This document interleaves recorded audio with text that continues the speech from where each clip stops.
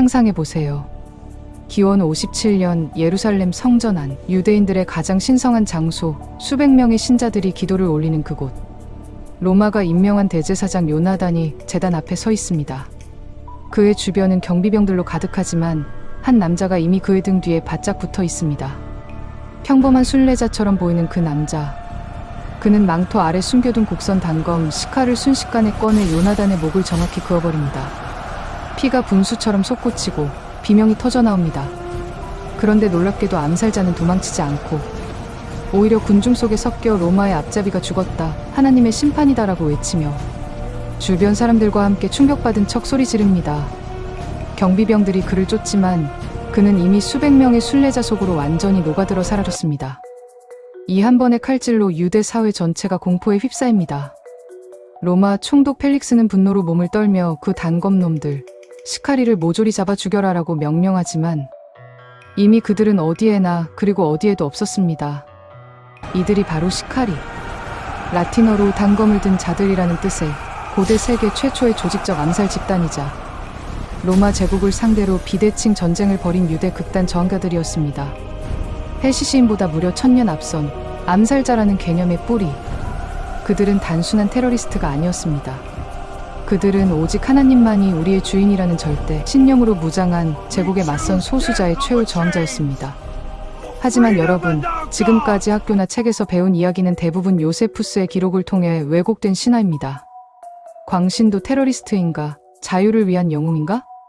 오늘 이 영상에서는 진짜 역사를 마치 한 편의 장편 드라마처럼 이어가는 이야기로 풀어봅니다. 기원전 63년 로마의 장군 폼페이우스가 예루살렘을 점령하는 순간 유대인의 운명은 완전히 바뀌었습니다. 선택된 백성이라는 자부심으로 가득했던 그들은 이제 로마의 직할 속주 유대가 되었는데요. 세금은 무겁게 징수되었고 로마 총독들은 성전 보물을 마음대로 약탈했으며 황제 숭배를 강요했습니다. 특히 헤롯 대왕 이후 로마가 임명한 총독들이 번갈아 통치하면서 유대 사회는 점점 분열되기 시작했습니다. 폰티우스 필라투스 예수 처형으로 유명하지만 유대인들에게는 성전 보물을 강탈하고 군기의 황제 초상을 새겨 넣은 폭군이었습니다. 그 후 펠릭스 알비누스, 그리고 플루루스까지. 이들은 부패와 잔인함으로 악명 높았죠. 플루루스는 결국 유대인 학살과 성전 약탈로 반란의 불씨를 직접 지폈습니다. 유대 사회 내부도 이미 산산조각이 나 있었습니다. 그리고 여기 열심당과 그 극단 분파 시카리가 등장합니다. 시카리의 뿌리는 기원 후 6년 갈릴리의 유다에게 있습니다. 로마가 실시한 인구조사에 반대하며 그는 로마는 우리의 주인이 될 수 없다. 오직 하나님만이 왕이시다 라고 외쳤습니다. 이 제사 철학은 세금 납부 거부와 무력 저항으로 이어졌고 그의 후손들이 바로 시카리를 형성한 겁니다. 하지만 시카리는 단순한 반란군이 아니었습니다. 그들은 도시 게릴라였죠. 그들의 무기는 시카는 작은 곡선 단검. 망토 아래 숨기기 쉽고 군중 속에서 빠르게 찌르기 완벽한 무기였습니다. 첫 번째 대형 암살은 57년 대제사장 요나단 암살이었습니다. 성전 안에서 기도 중에 단검이 날아들었죠. 이 사건은 로마 총독 펠릭스조차 개입한 음모로 의심받았습니다. 펠릭스는 시카리를 이용해 자신의 정적을 제거하려 했던 거예요. 그 후 암살은 연쇄적으로 이어졌습니다. 60년대 내내 고위 유대인들이 하루가 멀다 하고 쓰러졌고 도시 전체가 공포에 떨었습니다. 64년 그들은 성전 관리자 엘레아자르의 서기를 납치해 우리 동지 10명을 석방하라고 협박하기도 했습니다. 협상은 성공했죠. 또한 식량 창고를 불태워 평화협상을 막는 극단 행위도 저질렀습니다. 지도자는 갈릴리 유다의 후손들. 특히 메나헴 벤 유다는 초기 지도자였습니다.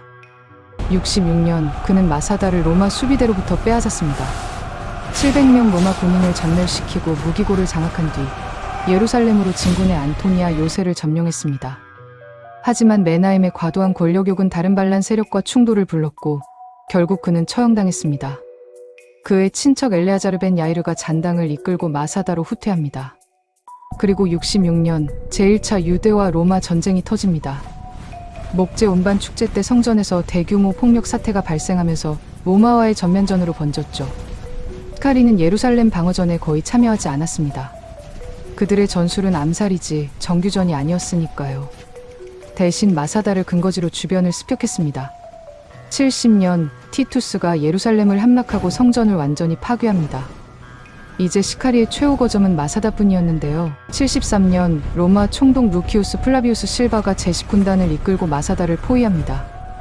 약 15,000명 로마 군군과 여성과 어린아이가 포함된 960명 시카리. 마사다는 헤롯 대왕이 요새화한 천의 요새였습니다.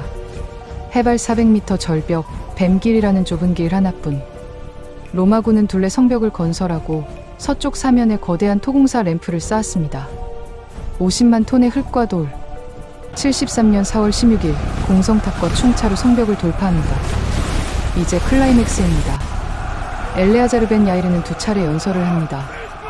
요세푸스 유대 전쟁사에 기록된 역사상 가장 유명한 연설입니다.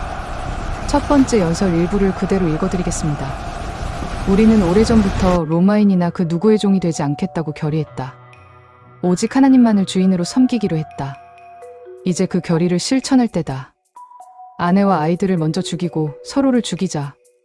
로마인에게 우리를 노예로 삼거나 고문당하게 하지 말자. 자유롭게 죽는 것이 영광이다. 연설은 계속됩니다. 엘레아자르는 우리는 로마의 노예가 되지 않겠다는 결의를 오래전에 했고 이제 그 결의를 행동으로 옮길 때다. 하나님께서 우리에게 자유롭게 죽을 기회를 주셨다고 강조했습니다. 두 번째 연설에서는 용감한 남자들이 자유를 위해 죽는 것은 수치가 아니라 영예라고 설득합니다. 960명은 건물에 불을 지르고 남자들이 가족을 죽인 후 제비뽑기로 10명을 선정해 서로 죽이고 마지막 1명이 스스로 목숨을 끊었습니다. 로마군이 성벽을 뚫고 들어왔을 때 그들은 죽음의 성체만 발견했습니다. 생존자는 2명의 여성과 5명의 아이. 이제 가장 핵심적인 부분입니다. 시카리는 어떻게 자금을 조달하고 조직을 운영했을까요? 시카리의 주 수입원은 주변 부유 지역에 대한 기습 약탈이었습니다. 가장 유명한 사례가 서기 66년경 아인게디 습격입니다. 6월절 기간에 700명 이상의 주민을 공격해 식량, 금은보화, 특히 발삼을 대량으로 노획했습니다. 발삼은 당시 로마 제국에서 최고급 향수와 의약 원료로 쓰여 1g당 현대 돈으로 수십만 원 이상의 가치를 지녔습니다. 그들은 로마에 협력하는 부유층을 타깃으로 삼아 명분과 실리를 동시에 챙겼습니다. 이런 약탈로 얻은 식량은 마사다 창고에 비축되어 수년간 수천 명을 먹여 살릴 수 있었습니다. 두 번째 수입원은 정치적 암살 의뢰였습니다. 초기 단계에서는 정치적 종교적 라이벌 제거를 원하는 세력으로부터 돈을 받고 암살을 수행하기도 했습니다. 요세푸스 기록에 따르면 일부 사제 파벌이나 부유층이 경쟁자를 제거하기 위해 시카리를 이용했습니다. 이는 조직의 초기 자금줄 역할을 했습니다. 세 번째 수입원은 마사다 무기고 점령이었습니다. 66년 시카리가 마사다를 점령하면서 헤롯 왕 시대에 쌓아둔 막대한 무기와 식량을 손에 넣었습니다. 요세푸스에 따르면 마사다 창고에는 수년 동안 수천 명이 먹을 수 있는 곡물, 포도주, 기름, 그리고 대량의 무기가 보관되어 있었습니다. 이 자원은 시카리 조직의 생존 기간을 크게 연장시켜 주었습니다. 네 번째 수입원은 지지자들의 은밀한 후원이었습니다. 극단적 반로마 감정을 가진 농촌 빈민층과 종교 열성자들로부터 식량, 정보, 때로는 금전을 지원받았습니다. 이 후원은 공개적이지 않았기 때문에 로마군이 쉽게 차단하기 어려웠습니다. 마지막으로는 노예 해방과 노동력 확보입니다. 로마 협력 지주들의 재산을 빼앗으면서 노예를 해방시키고 일부를 조직원으로 편입했습니다. 이는 인력 확보와 동시에 로마에 대한 저항이라는 명분을 강화하는 효과가 있었습니다.